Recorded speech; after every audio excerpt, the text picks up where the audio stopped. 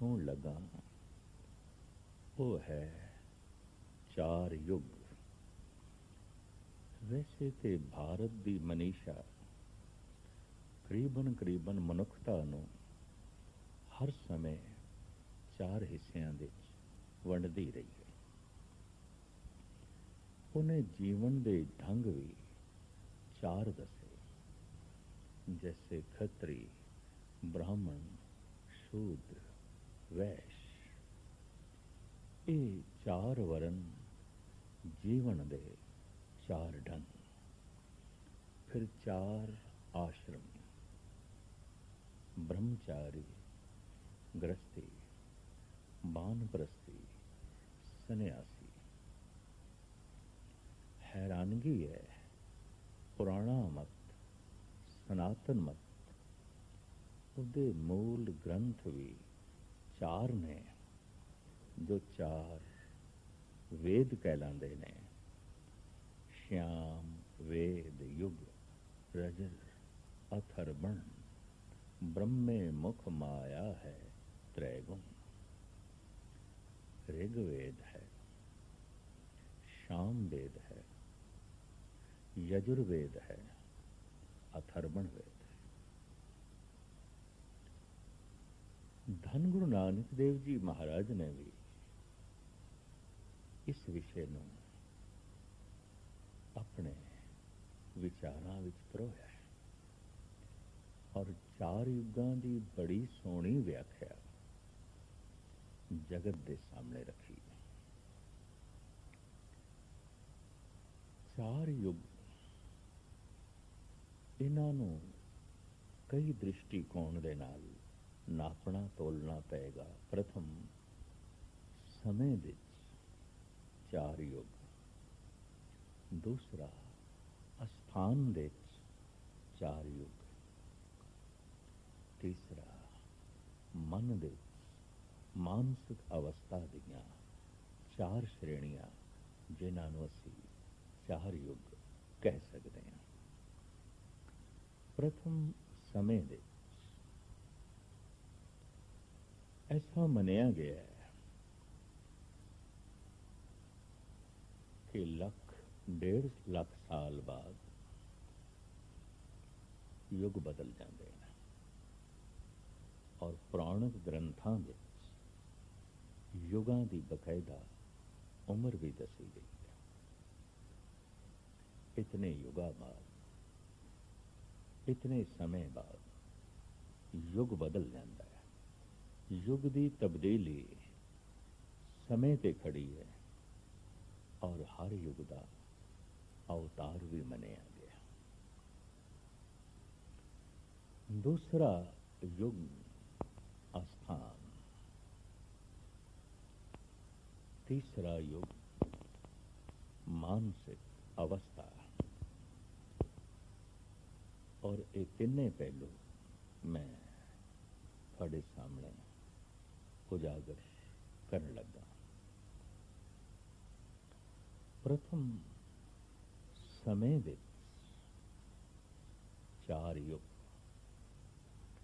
इतिहास ਨੂੰ वाचिए अज तो 5000 साल पहले श्री राम है गए सन और अज तो कोई 3500 साल पहले श्री कृष्ण है गए सन। अंदाजन 550 साल पहले धन गुरु नानक देव जी महाराज है गए सन। पर ये तिन्ने अवतार ते 5000 साल की अवधि विच ही हो जाते हैं। एक युग की लखां साल की उम्र कपोल कल्पना तो बिना और कुछ नहीं। क्यों? श्री राम नूं त्रेते युग का अवतार मनते हैं ते 1500 साल बाद कृष्ण मौजूद सन। श्री कृष्ण नूं द्वापर युग का अवतार मनते हैं और 3000 साल बाद गुरु नानक प्रगट हो गए और धन गुरु नानक देव जी कल युग का अवतार मने जाते हैं ਇਹ ਤੇ ਸਾਰੇ ਦੇ ਸਾਰੇ 5000 ਸਾਲ ਦੇ ਹੋ ਗਏ। ਐਸਾ ਅੰਦਾਜ਼ਾ ਹੈ ਇੱਕ ਯੁੱਗ ਦੀ ਉਮਰ ਸਮੇਂ ਵਿੱਚ ਨਾਪੀਏ ਤਾਂ 2500 ਸਾਲ ਤੋਂ ਬਾਅਦ ਹੋ ਨਹੀਂ ਸਕਦੀ। ਕੁੱਲ ਅਵਧੀ 2500 ਸਾਲ। ਯੁੱਗ ਦੀ ਤਬਦੀਲੀ ਕਿਸ ਤਰ੍ਹਾਂ ਹੁੰਦੀ ਹੈ, ਕਿਵੇਂ ਮੰਨ ਲਿਆ ਜਾਏ? ਯੁੱਗ ਬਦਲ ਗਿਆ। ਹਜ਼ਾਰਾਂ ਲੱਖਾਂ ਸਾਲ ਪਹਿਲੇ ਜੋ ਸੂਰਜ ਸੀ ਅੱਜ ਵੀ ਹੋਈ ਹੈ। ਲੱਖਾਂ ਸਾਲ ਪਹਿਲੇ ਜੋ ਚੰਦਰਮਾ ਸੀ ਅੱਜ ਵੀ ਹੋਈ ਹੈ।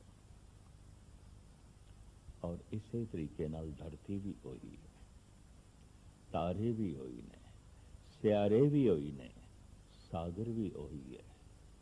ਔਰ ਕਿਸੇ ਹੱਦ ਤੱਕ ਕੁਝ ਥੋੜੀ ਨਦੀਆਂ ਦੇ ਰਦਲ ਬਦਲ ਤੋਂ ਬਾਅਦ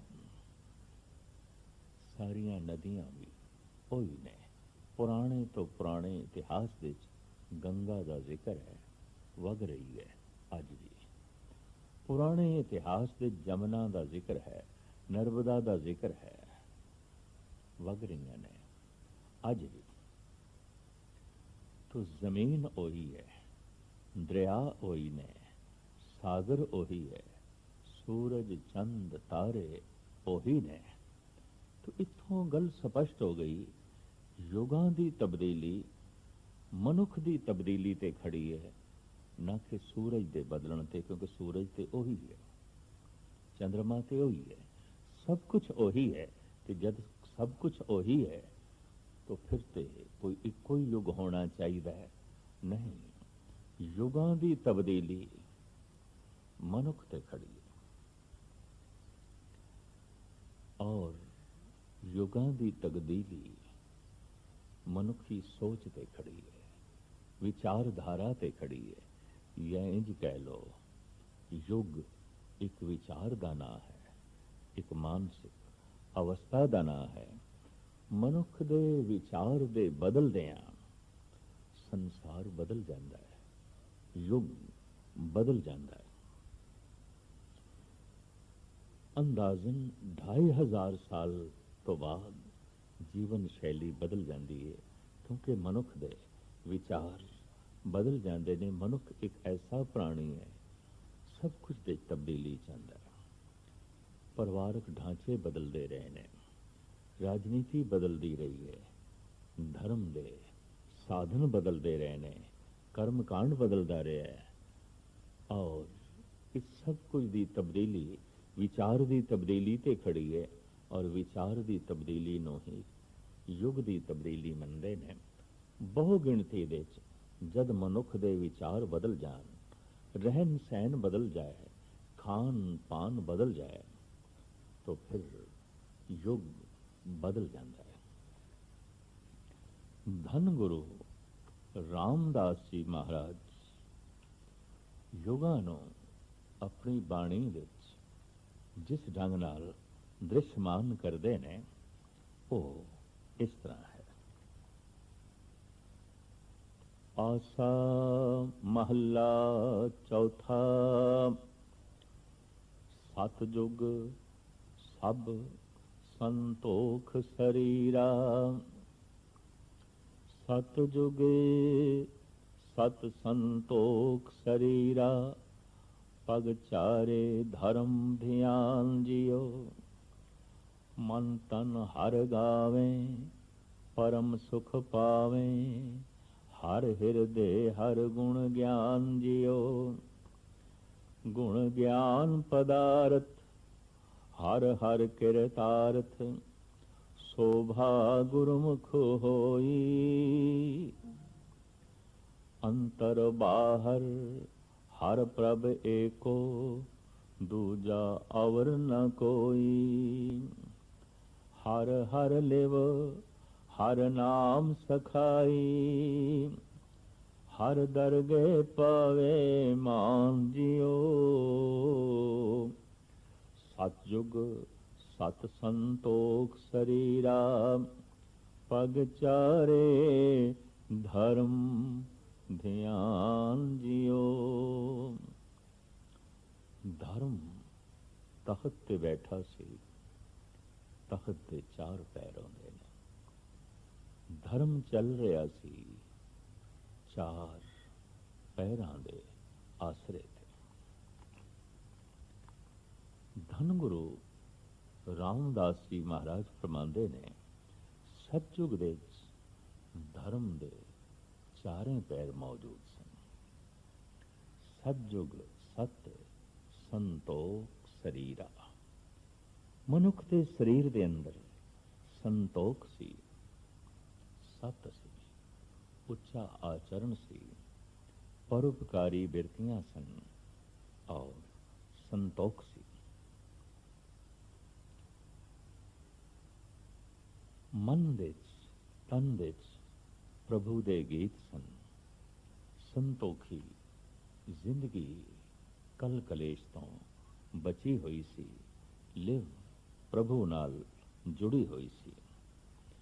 इस तरह गुरु रामदास जी महाराज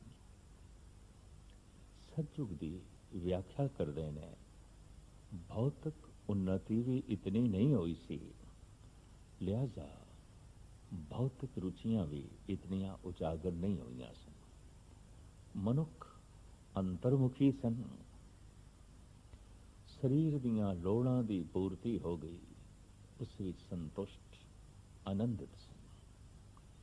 एक समय विच जी रहे मनुख सन और तर्जे जिंदगी सी प्राकृतिक जीवन सी, प्रकृति के मुताबिक जी रहे सन। सहजे सहजे बदल गई जीवन शैली। जीवन शैली बदल दी है विचारां दी तब्दीली नाल। धन गुरु रामदास जी महाराज इस तब्दीली नूं इंज बयान करते हैं। युगां दी तब्दीली का जिक्र गुरु अर्जन देव जी महाराज ने भी किया है। युगां दी तब्दीली नूं भाई गुरदास भी बड़े आलमाना ढंग नाल बयान करते हैं। और युगां दी तब्दीली नूं जिस ढंग नाल धन गुरु नानक देव जी महाराज ने दर्शाया है, पहले पातशाह की वो विचारधारा भी आप जी दे समक्ष भेंट कर रहे हैं। धन गुरु रामदास जी महाराज आसा राग विच त्रेते युग का नक्शा इस तरह खिंचते ने। त्रेता युग आया अंतर जोर वधाया, जत संयम करम कमाए जियो। त्रेते विच अहंकार उत्पन्न होया और अहंकार की पूर्ति लई हर मनुख जोरावर होण ते ही जोर लाण लग पिया। मैं जोरावर हो जावां, शक्तिशाली हो जावां, ताकतवर हो जावां। धार्मिक दुनिया जत सत ते संयम ते व्यर्थ दे कर्म कांड ते खड़ी हो गई। पग चौथा खिसकया, त्रै पग टिकया, मन हृदय क्रोध जलाए जियो। प्रभुता चाहिए, शक्ति चाहिए, तो विघन तो है गए ने। क्योंकि बहुगिणती दे जद मनुख नूं शक्ति चाहिए, जोरावर होना चाहता है, तो अगे वधण लई कईयां नूं पछाड़ना पेगा, ते कईयां नूं पछाड़ना पेगा तो कईयां नाल हिंसात्मक घटनावां भी घटणगियां। तो फिर क्रोधित होना भी उन्हां दा लाजमी है, जिन्हां नूं धक्के मार के पिछे सुटिया गया होवेगा। तो त्रेते विच क्रोध दी अगन प्रज्वलित हुई। मन हृदय क्रोध महाविसलोद, निरपधावे लड़ दुख पाया। अंतर ममता रोग लगाना, हौं में अहंकार वधाया। ਰਾਜੇ, ਛੋਟੇ ਛੋਟੇ ਰਜਵਾੜੇ, ਜਾਗੀਰਦਾਰ ਆਪਸ ਵਿੱਚ ਲੜਨ ਮਰਨ ਲੱਗ ਪਏ। ਮੋਹ ਮਮਤਾ ਵੀ ਵੱਧ ਗਈ, ਅਹੰਕਾਰ ਵੀ ਵੱਧ ਗਿਆ, ਕ੍ਰੋਧ ਵੀ ਵੱਧ ਗਿਆ। ਸਤਿਗੁਰੂ ਦੇਵ ਜੀ ਮਹਾਰਾਜ ਅਗਾਂਹ ਫਰਮਾਨ ਕਰਦੇ ਨੇ, ਹਰ ਹਰ ਕਿਰਪਾ ਧਾਰੀ ਮੇਰੇ ਠਾਕੁਰ, ਬਿਖ ਗੁਰਮੁਖ ਹਰ ਨਾਮ ਲੈ ਜਾਏ ਜਿਉ। ਤੇ ਤਾ ਜੁਗ ਆਇਆ ਅੰਤਰ ਜੋਰ ਪਾਇਆ, ਜਤ ਸੰਜਮ ਕਰਮ ਕਮਾਏ ਜਿਉ। ਤ੍ਰੇਤੇ ਯੁਗ ਵਿੱਚ ਹਰ ਮਨੁੱਖ ਸ਼ਕਤੀਸ਼ਾਲੀ ਹੋਣਾ ਚਾਹੁੰਦਾ ਹੈ। ਅਹੰਕਾਰ ਦੀ ਜ਼ਹਿਰ ਵੱਧ ਗਈ, ਜਿਸ ਨੂੰ ਦੂਰ ਕਰਨ ਵਾਸਤੇ, ਇਸ ਜ਼ਹਿਰ ਨੂੰ ਦੂਰ ਕਰਨ ਵਾਸਤੇ ਸਿਰਫ ਪ੍ਰਭੂ ਦਾ ਨਾਮ ਸੀ। ਪਰ ਇਸ ਤੋਂ ਓਲੇ ਹੋ ਕੇ ਲੋਕੀ ਸੰਜਮ ਤੇ ਜਤ ਰੱਖ ਕੇ, ਆਪਣੀ ਸ਼ਕਤੀ ਵਧਾ ਕੇ ਦੂਜਿਆਂ ਨੂੰ ਪਛਾੜਨਾ ਚਾਹੁੰਦੇ ਨੇ ਔਰ ਸਵੈਮ ਸ਼ਕਤੀਸ਼ਾਲੀ ਹੋਣਾ ਚਾਹੁੰਦੇ ਨੇ। ਇਸ ਤਰ੍ਹਾਂ ਦੀਆਂ ਮਨੋਬਿਰਤੀਆਂ ਵਿੱਚ ਤ੍ਰੇਤੇ ਯੁੱਗ ਦੇ ਜੀ ਰਹੇ ਨੇ। ਦੁਆਪੁਰ, ਅਗਰ ਹੁਣ ਜਿਸ ਯੁੱਗ ਵਿੱਚ ਅਸੀਂ ਜੀ ਰਹੇ ਹਾਂ, ਜਿਸ ਨੂੰ ਕਲਯੁਗ ਕਹਿੰਦੇ ਨੇ, ਇੱਥੋਂ ਗਿਣਤੀ ਕਰੀਏ ਤੇ ਦੁਆਪੁਰ ਦੂਜਾ ਪੁਰ, ਤ੍ਰੇਤਾ ਤੀਜਾ ਪੁਰ ਔਰ ਸਤਯੁਗ ਚੌਥਾ ਬਣ ਜਾਂਦਾ ਹੈ। ਔਰ ਇਹ ਗਿਣਤੀ ਠੀਕ ਹੈ, ਤ੍ਰੇਤੇ ਤੋਂ ਮੁਰਾਦ ਤੀਜਾ, ਦੁਆਪੁਰ ਤੋਂ ਮੁਰਾਦ ਦੂਜਾ ਯੁੱਗ। ਕਲਯੁਗ ਪ੍ਰਥਮ ਮੰਨੀਏ ਤਾਂ ਸਤਯੁਗ ਚੌਥਾ ਬਣ ਜਾਂਦਾ ਹੈ। ਸਤਯੁਗ ਨੂੰ ਪ੍ਰਥਮ ਮੰਨੀਏ ਤਾਂ ਕਲਯੁਗ ਚੌਥਾ ਬਣ ਜਾਂਦਾ ਹੈ। ਪਰ ਜੋ ਪ੍ਰਚਲਿਤ ਗਾਥਾ ਹੈ ਉਹ ਸਤਯੁਗ, ਤ੍ਰੇਤਾ, ਦੁਆਪੁਰ ਤੇ ਕਲਯੁਗ, ਇਸ ਤਰ੍ਹਾਂ ਗਿਣਤੀ ਚੱਲਦੀ ਹੈ। ਪਰ ਅਖਰੀ ਅਰਥ ਕਰਾਂਗੇ ਤ੍ਰੇਤੇ ਦੇ ਤਾਂ ਤੀਸਰਾ ਯੁੱਗ, ਦੁਆਪੁਰ ਦੂਜਾ ਯੁੱਗ, ਕਲਯੁਗ ਇਹ ਪਹਿਲਾ ਯੁੱਗ ਜਿਸ ਵਿੱਚ ਅਸੀਂ ਜੀ ਰਹੇ ਹਾਂ। ਇਹ ਪਹਿਲਾ ਜੋ ਲੰਘ ਗਿਆ, ਦੂਜਾ ਜੋ ਉਸ ਤੋਂ ਵੀ ਪਹਿਲੇ ਲੰਘ ਗਿਆ, ਤੀਜਾ ਔਰ ਜੋ ਉਸ ਤੋਂ ਵੀ ਪਹਿਲੇ ਸੀ, ਚੌਥਾ। ਦੁਆਪੁਰ, ਦੁਆਪੁਰ ਦੀ ਰੂਪ ਰੇਖਾ ਧੰਨ ਗੁਰੂ ਰਾਮਦਾਸ ਜੀ ਮਹਾਰਾਜ ਇਸ ਤਰ੍ਹਾਂ ਪੇਸ਼ ਕਰਦੇ ਨੇ। ਜੁਗ ਦੁਆਪੁਰ ਆਇਆ, ਭਰਮ ਭਰਮਾਇਆ, ਹਰ ਗੋਪੀ ਕਾਨ ਉਪਾਏ ਜਿਉ।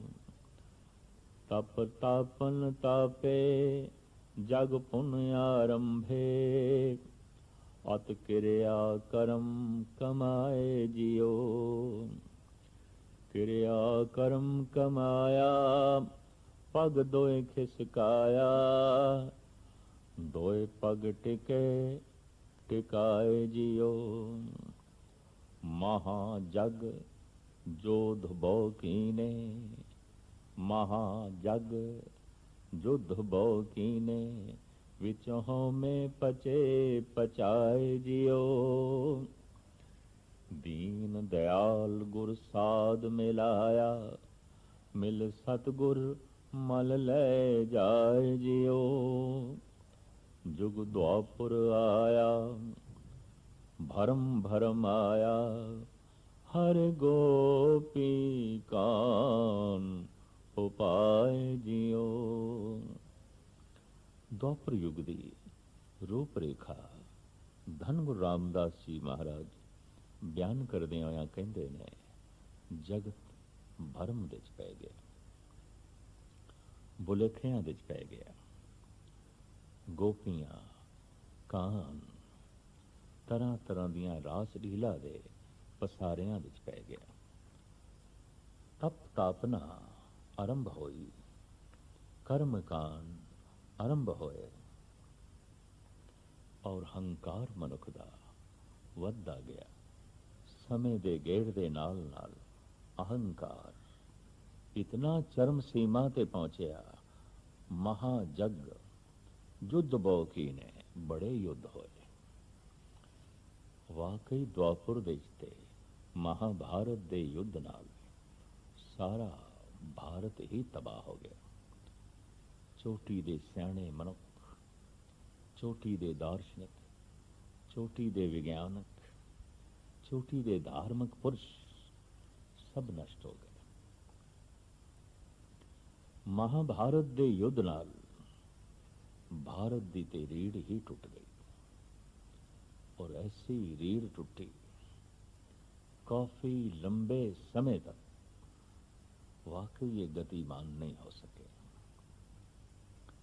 द्वापर युग दी व्याख्या धर्म गुरु रामदास जी महाराज इस तरह जो है बयान करते ने, बस युद्ध ही युद्ध सन, हर पासे लड़ाई झगड़े ही सन, और जे किधरे लड़ाई झगड़े नहीं सन ते धर्म दे फोके कर्म कांड सन या यज्ञ ते हवन सन।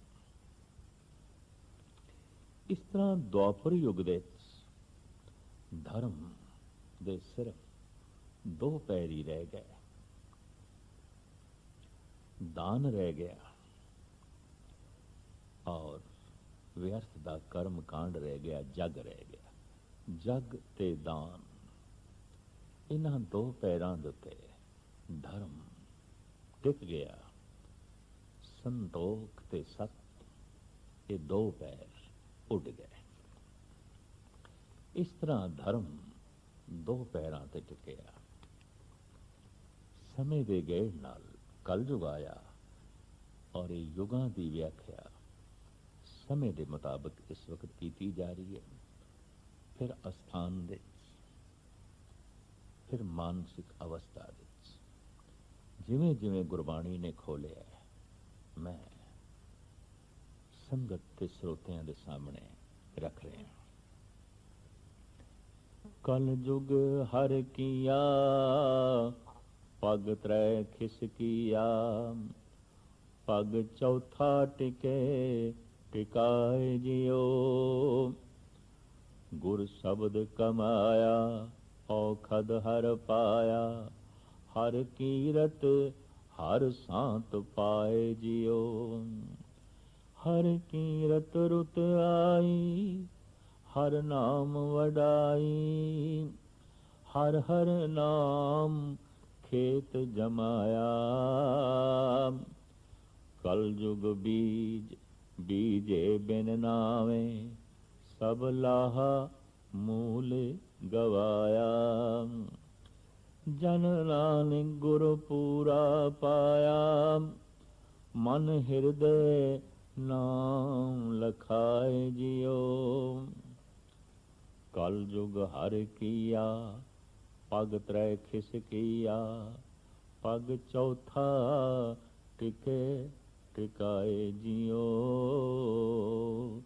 एक पैर रह गया प्रभु दी कीर्ति, हरि दा जस गायन करना। इसते ही कल युग विच धर्म एक पैर दे टिक गया, बाकी ते सब कुछ उड़ पुड़ गया। कल युग दी व्याख्या द्वापुर त्रेते ते सतयुग दी व्याख्या धन गुरु रामदास जी महाराज समय दे रूप रेखा विच नाप तोल के इस तरह जो है बयान करते ने और अपना फैसला इंज देंदे ने। कल युग बीज बीजे बिन नावे, सब लाहा मूल गवाया। कल युग दे कोई भी बीज मनुख बीजे, जत दा सत दा कर्म दा और तरह तरह दे साधनावां दा, लेकिन नाम ना जपे। कल युग बीज बीजे बिन नावे, सब लाहा मूल गवाया। ऐसा मनुख ते सारा ही नफा ते मूल गवा बैठेगा, क्योंकि मूल ते गल सी प्रभु दा नाम उते जपना ही नहीं, और इस तरीके दे नाल व्यर्थ दे कर्मां विच फस के रह गया। धन गुरु रामदास जी महाराज ने समय की रूप रेखा विच ਜੋ ਯੁਗਾਂ ਦਾ ਚਿਤਰਨ ਕੀਤਾ ਉਹ ਇਸ ਤਰ੍ਹਾਂ ਹੈ।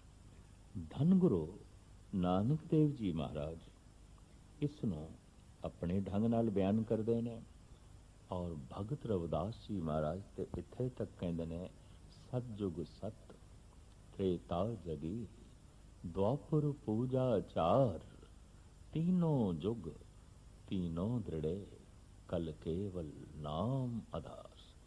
ठीक तिन्ने युग अपनी थां ते महान होवणगे पर मौजूदा ये कल युग इस दे ते उधार केवल प्रभु दे नाम ते जप ते खड़ा है। कल केवल नाम आधार। धन गुरु नानक देव जी महाराज इस तरह फरमान करते ने, सतयुग त्रेता द्वापर भणिए कल युग उत्तम जुगा माही। ये सब तो श्रेष्ठ युग है, उत्तम युग है, महान युग है। किस पक्ष तो महान युग है? क्योंकि जगत देश ते प्रचलित यही कुछ है कि ये युग निखिद्ध है, ये युग माड़ा युग है, ये युग सब तो निचले दर्जे का युग है। जबकि धन गुरु नानक देव जी महाराज कहते ने, सतयुग त्रेता द्वापर भणिए कल युग उत्तम युगा माही। ये उत्तम युग है, ये श्रेष्ठ युग है, ये महान युग है। आखिर किस पक्षों ये लंबी चौड़ी विचारधारा धन गुरु नानक देव जी महाराज इस ढंग नाल बयान करते हैं। समय अस्थान ते मानसिक अवस्था विच चार युगां दी जो व्याख्या है, धन गुरु नानक देव जी महाराज अपने ढंग नाल फरमान करते ने। प्रथम समय दे जो रूप रेखा है, लंबे चौड़े शब्द विचों कुछ पंक्तियां मैं आप जी दे सामने रखा जो धन गुरु नानक देव जी महाराज ने मारू राग विच उच्चारण कीतियां ने। सतयुग सत संतोख शरीरा, सत सत वरते गहर गंभीरा। सतयुग साच कहे सब कोई, सच वरते साचा सोई। झूठ बोलना सतयुग दे मनुख ਨੂੰ ਆਉਂਦਾ ਹੀ ਨਹੀਂ ਸੀ। ਉਸ ਦਾ ਇੱਕ ਮੂਲ ਕਾਰਨ ਮਨੁੱਖ ਸੰਤੁਸ਼ਟ ਸੀ, ਲੋੜਾਂ ਸੀਮਤ ਸਨ ਔਰ ਲੋੜਾਂ ਦੀ ਪੂਰਤੀ ਪ੍ਰਾਕਿਰਤਿਕ ਰੂਪ ਵਿੱਚ ਹੋ ਜਾਂਦੀ ਸੀ। ਪ੍ਰਕਿਰਤੀ ਸਭ ਦੀ ਝੋਲੀ ਵਿੱਚ ਲੋੜਾਂ ਦੀ ਪੂਰਤੀ ਪਾ ਦਿੰਦੀ ਸੀ, ਕਰ ਦਿੰਦੀ ਸੀ। ਜੰਗਲ ਦੇ ਫਲ ਫੁੱਲ, ਸ਼ਿਕਾਰ ਇਤਿਆਦਿ ਖੁੱਲੇ ਰੂਪ ਵਿੱਚ ਉਪਲਬਧ ਸੀ। आबादी थोड़ी सी, सैकड़े मील तक वसों नहीं सी। झूठ बोलन लई गुंजाइश ही नहीं सी। त्रेते धर्म कला एक चूकी, तीन चरण एक दुविधा सूकी। त्रेते विच विश्वास दी थां ते दुविधा आ गई। लिहाजा धर्म की एक कला नाश हो गई। विश्वास, भरोसा, सिदक ये नहीं रहा। मन विच दुविधा पैदा हो गई है कि नहीं।